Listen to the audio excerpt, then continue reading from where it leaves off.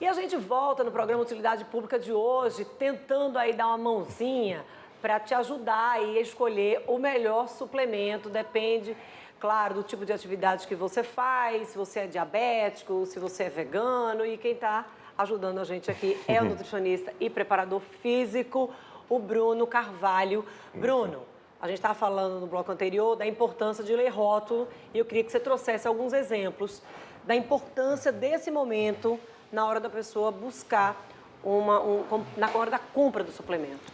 Pronto, vamos lá. Vamos botar um caso bem básico. Você falou em questão de emagrecimento. Bruno, eu quero emagrecer. Que tipo de proteína eu vou consumir? Olha, isso eu não consultei ele não, tá? Mas tá valendo. Bruno, eu quero emagrecer. Que tipo de proteína? Eu vou oficializar essa pergunta agora. Que tipo de proteína eu preciso consumir? Então, vamos lá. Você não pode consumir uma proteína rica em carboidratos. Você não pode consumir a proteína rica em gordura e muito mais adoçada com açúcar. Então, vamos lá. No caso de uma proteína, essa é uma proteína muito clínica, é usada para pacientes mesmo, não é voltada para performance. Ela já é adoçada com xilitol, que é um tipo de adoçante.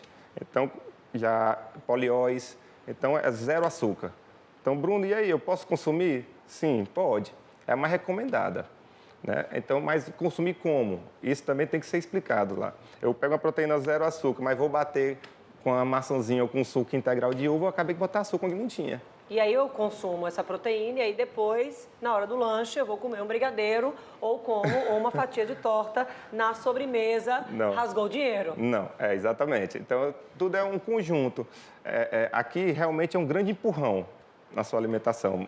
Você sabendo utilizar. Hoje, o mercado de suplementação, 90% da pessoal que consome o suplemento, consome errado. Qual é o erro mais comum? Eu acho que o principal erro é o achismo. Eu acho que vai funcionar para mim, porque funcionou para minha amiga, porque eu vi que a famosa usa. Então, assim, ninguém se preocupa. Quando você vai tomar um remédio, você tem que procurar um médico. Você não vai tomar um remédio porque você tem vontade. Aqui, se eu tiver um problema renal, ninguém sabe como vai funcionar. Então, tudo tem um limite. Mas se eu tomar 10 doses por dia? E se eu tomar só uma a cada 5 dias? Então, tudo tem que ser um cálculo. Então, a falta de informação, o que eu acho que vou fazer, não funciona. Tem que ter um estudo em cima disso. Ou seja, tem que considerar o peso, tem que considerar a atividade, tem que considerar o dia a dia, o metabolismo. Com certeza, tudo. E o tipo, hoje em dia, nós temos vários tipos de pessoas, de modalidade de dieta. Hoje em dia, a gente fala muito do público vegano, vegetariano, vegano. E nós, além da maioria dos whey protein serem derivados do soro do leite, hoje também tem uma grande gama dos derivados da carne. E para os veganos. Então, hoje em dia já existe proteína derivada da ervilha, do arroz. Então, é um mercado que abrange qualquer segmento. Você estava falando aí da proteína derivada do arroz, da ervilha, da carne, do leite. Isso. Tudo isso é proteína. Exatamente. Vamos voltar aqui um pouquinho para tentar explicar a proteína em si, o whey. Isso. Pronto. Então, o whey, o que é que acontece? É retirado o leite, do leite é feito um processo, onde a gente vai retirando o soro, e desse soro é fabricado o tipo de whey. Dependendo do tipo de processo, a gente tem os tipos de whey protein, o concentrado, o isolado, o hidrolisado, dependendo do grau de pureza que ele passa por esse processo. Já que o mercado andou muito rápido, hoje a gente já tem até os derivados da carne. Ainda é um whey muito recente, não é considerado por alguns como whey protein, mas é uma rica fonte de proteína. E agora também já tem o whey para os veganos, né, que é derivado da ervilha e do arroz. Mas tem o mesmo, consegue chegar ao mesmo resultado, independentemente de ser do leite, ou da carne, ou da ervilha, porque a gente está acostumado mais a ouvir e a conversar com as pessoas fazendo referência mais ao do leite. Existe um valor biológico.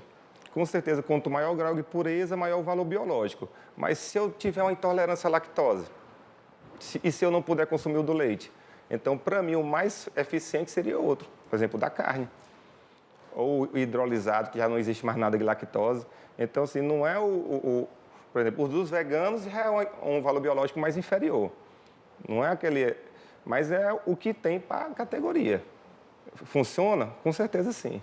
Ou seja, tem Proteína. Para todo mundo. Para todo mundo. Se você é diabético, se você é vegano, se você é intolerante à lactose, enfim, tem proteína. Para todo mundo. Para todo mundo. Com certeza. Não dá, para a pessoa chegar e comprar que tem vontade. Achar que precisa daquela e ir lá e comprar porque eu achei, porque eu considerei o preço, Exatamente. porque eu li o rótulo, porque um amigo ouviu falar. Não, realmente assim não funciona. Chega muita gente assim no consultório? 95%.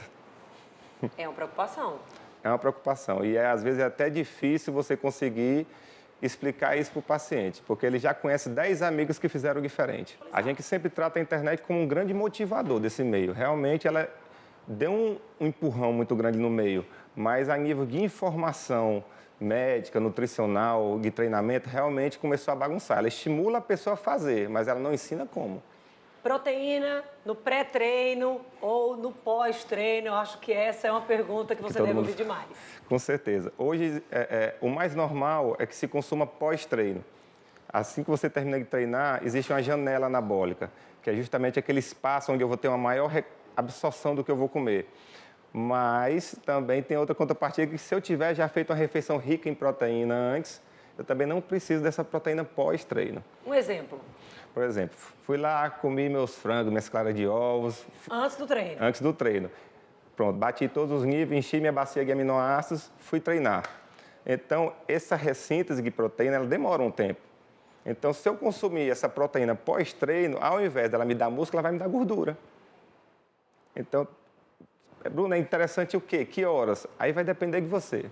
E da atividade também. Por Exatamente. exemplo, adianta você consumir ali o seu máximo de proteína se você vai fazer uma atividade leve, moderada. pilates. Exatamente. Assim, excelente para a saúde, tá, gente? Perde caloria do mesmo jeito, ajuda a tonificar. Exatamente. Mas o que a gente está falando aqui é dessa combinação. Tipo de atividade com o tipo de proteína. Imagine um atleta de pilates consumir um tipo de proteína e um triatleta consumir o mesmo tipo. São duas máquinas bem diferentes. 40 minutos, uma hora de treinamento moderado para 6 horas de treinamento diário. Então, são suplementos bem diferentes. Hoje, a gente trabalha também com uma grande maioria em excesso. Hoje em dia, muita gente erra na suplementação em excesso, nunca para menos.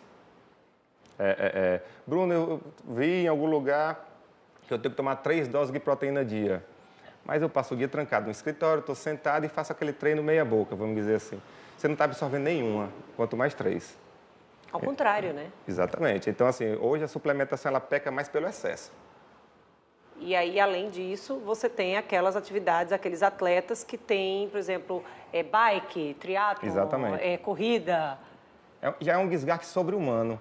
Então, não tem como comparar realmente uma alimentação de um atleta desse com uma pessoa normal. Ele treina 6 horas por dia. A profissão dele é ser atleta.